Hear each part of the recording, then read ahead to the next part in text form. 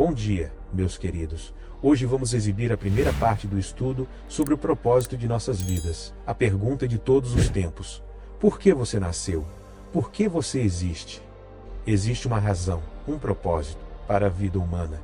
Essas perguntas intrigaram os maiores pensadores e filósofos ao longo dos tempos. Refletimos sobre o significado da vida. Uma criança naturalmente se pergunta: de onde eu vim? Como adultos, perguntamos, especialmente na terceira idade: esta vida física é tudo o que existe? Minha vida tem um propósito? Pense na sua própria existência.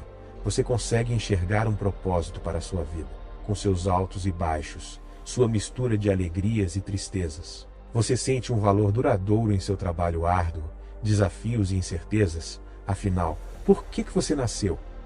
Nas páginas a seguir, exploraremos um dos maiores mistérios de todos: o lugar do homem na criação há 3.000 anos. O rei Davi considerou a aparente insignificância dos seres humanos em comparação com a imensidão do céu noturno. Como pastor, ele passou muitas noites ao ar livre, contemplando a extensão estrelada acima de sua cabeça.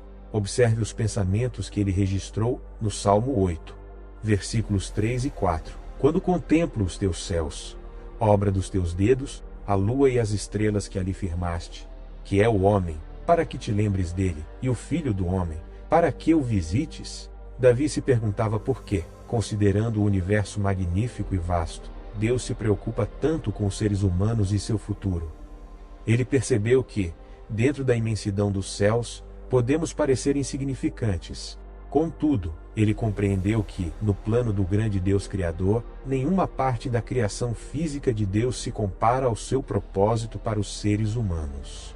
Entendendo que somente Deus pode revelar seu propósito ao nos criar, Davi continuou sua reflexão sobre o destino do homem. Pois tu o fizeste um pouco menor do que os anjos e o coroaste de glória e honra. Tu o fizeste dominar sobre as obras das tuas mãos. Tudo puseste debaixo dos seus pés, todas as ovelhas e bois, e também os animais do campo, as aves do céu e os peixes do mar, que percorrem as veredas dos mares. Versículos 5 e 8. Davi estava refletindo sobre o domínio que Deus deu à humanidade na criação, usando algumas das mesmas palavras de Gênesis 1, versículo 26. Ali Deus disse: façamos o homem à nossa imagem, conforme a nossa semelhança, e domine ele sobre os peixes do mar, sobre as aves do céu, sobre os animais domésticos, sobre toda a terra, e sobre todos os répteis que rastejam sobre a terra. Assim, o homem foi feito à imagem de Deus para governar sobre a sua criação. Davi percebeu que Deus já havia concedido às pessoas a capacidade de administrar uma parte significativa de sua criação, nosso planeta e suas maravilhas. Mas ele sabia que muito mais estava por vir. As palavras de Davi no Salmo 8 são citadas em Hebreus 2, versículos 6 a 8, com um comentário explicativo no final. Mas há um lugar onde alguém testemunhou, que é o homem, para que te lembres dele, e o filho do homem, para que o visites.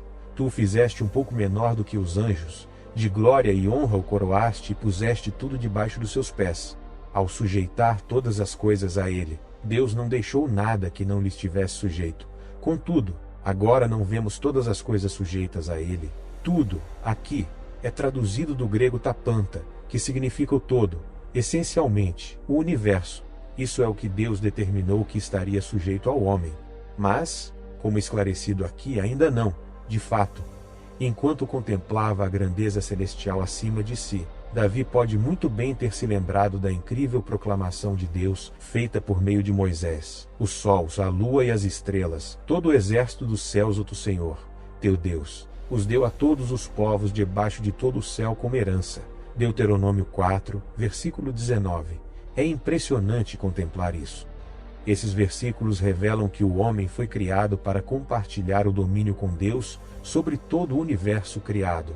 Contudo, este é apenas um aspecto de uma realidade ainda maior, além dos nossos sonhos mais ousados.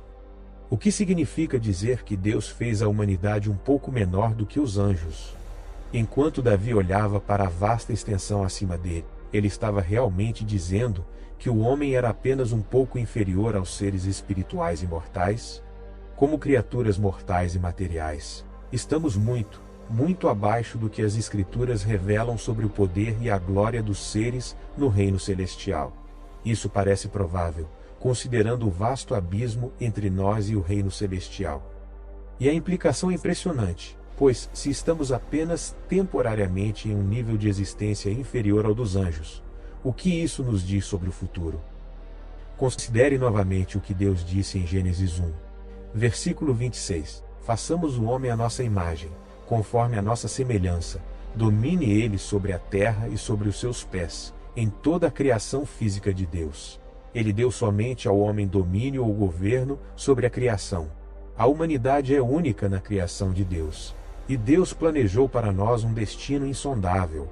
O apóstolo Paulo disse sobre o maravilhoso plano de Deus. Esta mensagem esteve oculta por séculos e gerações passadas, mas agora foi revelada aos santos. Ao longo dos séculos, a grande maioria das pessoas não conseguiu compreender o futuro incrível que Deus reservou para aqueles que desenvolvem um relacionamento correto com Ele.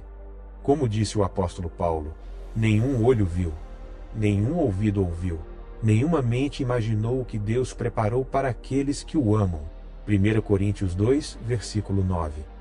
As Escrituras nos dizem que nosso destino pode exceder qualquer coisa que possamos imaginar em nossos sonhos mais ousados. Não está na hora de deixarmos Deus explicar, por meio de Sua palavra, o que Ele tem em mente para nós.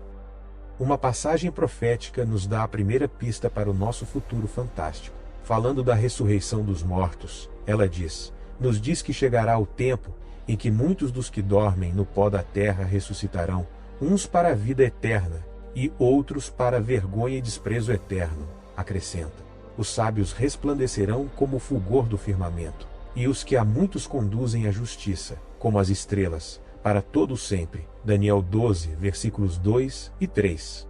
Isso é apenas uma amostra do futuro incrível que Deus planejou para nós. Viver para sempre, brilhando em glória como estrelas brilhantes. O que o homem é agora? Antes de podermos compreender o destino eterno do homem, porém, precisamos entender claramente o que o homem é agora. Somos seres físicos compostos das substâncias químicas da terra. Foi assim que Deus nos criou. Então o Senhor Deus formou o homem do pó da terra e soprou em suas narinas o fôlego da vida. E o homem se tornou um ser vivente. Gênesis 2, versículo 7. Mas quase todas as religiões antigas ensinavam o erro de que o homem é uma entidade espiritual e material confinada por um tempo em carne física. Ensinavam que o homem tem uma composição dupla, que um ser humano é tanto um corpo físico quanto uma alma imortal. Ainda hoje, a maioria das pessoas acredita que, após a morte do nosso corpo físico, nossa suposta alma imortal continuará como uma entidade viva e consciente, separada do corpo. Essa ideia de que temos uma alma imortal nunca é ensinada nas Sagradas Escrituras. Ela nos foi transmitida pelas superstições das religiões antigas, possivelmente desde o Éden, quando Satanás convenceu Eva de que ela não morreria se desobedecesse a Deus. Gênesis 3, versículo 2 a 4. Pelo contrário, a Bíblia nos diz claramente que nossa alma é mortal, e não imortal, porque pode morrer. Ezequiel 18, versículo 4 e 20, 3 Mateus 10, versículo 28. De fato, as palavras comumente traduzidas como alma nas Escrituras, o hebraico nefesh no Antigo Testamento e o grego, o termo psuti no Novo Testamento, se refere simplesmente a criaturas físicas e mortais. Ele é usado não apenas para se referir a seres humanos, mas a muitos tipos de animais, incluindo aves, répteis e peixes. A Bíblia deixa claro que a imortalidade não é algo que já possuímos. Paulo nos diz claramente que somente Deus possui a imortalidade. 1 Timóteo 6, versículos 13 a 16. Ele explica que somos corruptíveis e mortais, e que este mortal precisa revestir-se da imortalidade, sendo transformados de uma existência corruptível para uma incorruptível quando Jesus Cristo retornar ao som da última trombeta. 1 Coríntios 15, versículos 51 a 53. Compare com 1 Tessalonicenses 4, versículo 16. Apocalipse 11, versículos 15. No presente momento, os servos de Deus são aqueles que buscam glória, honra e imortalidade. Romanos 2, versículo 7. mostrando que ainda não são imortais, mas eles entendem que, ao sacrificar sua vida pela nossa, Jesus Cristo aboliu a morte e trouxe à luz a vida e a imortalidade por meio do Evangelho, segundo Timóteo 1, versículo 10. A imortalidade está disponível somente por meio do Salvador da humanidade, Jesus Cristo. Atos 4, versículo 12. Repito, o homem é mortal. A vida humana é temporária. Somos seres físicos que podem morrer, podemos deixar de existir. Nossa vida não reside em alguma alma supostamente imortal. Tal ensinamento não pode ser encontrado nas Escrituras. Quando morremos, nossa consciência cessa. Salmo 6, versículo 5. Eclesiastes 9, versículos 5 e 10. Ela não continua de forma alterada. O dom divino da vida futura. Muitas passagens revelam que nossa única esperança de vida eterna reside na ressurreição dentre os mortos em um corpo transformado, assim como Jesus Cristo. Para uma explicação completa do que realmente acontece na morte depois dela, e dos muitos equívocos associados à vida após a morte, o que a Bíblia realmente ensina, e o que acontece depois da morte. Além disso, a Bíblia também deixa claro que a ressurreição para a imortalidade só acontece pela graça e misericórdia de Deus. Porque o salário do pecado é a morte, não a vida imortal em alguma outra forma ou lugar. Mas o dom gratuito de Deus é a vida eterna em Cristo Jesus. A vida eterna é o dom que Deus reserva para aqueles que se afastam do caminho do pecado e começam a obedecê-lo de coração. Repito, não é algo que os seres humanos possuam inerentemente. Em vez disso, é algo que Deus nos oferece. Se nos afastarmos de nossos antigos caminhos pecaminosos e, por meio de Cristo, aceitarmos seu perdão e sua direção para a nossa vida. Isto é o que Ele deseja para todos. Deus, nosso Salvador, deseja que todos os homens sejam salvos e cheguem ao conhecimento da verdade. 1 Timóteo 2, versículos 3 e 4.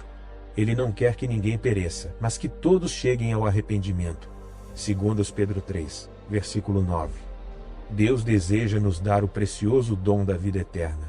Ele fará tudo o que estiver ao seu alcance para garantir que recebamos o destino eterno que Ele planejou para nós. Mas o que é esse destino?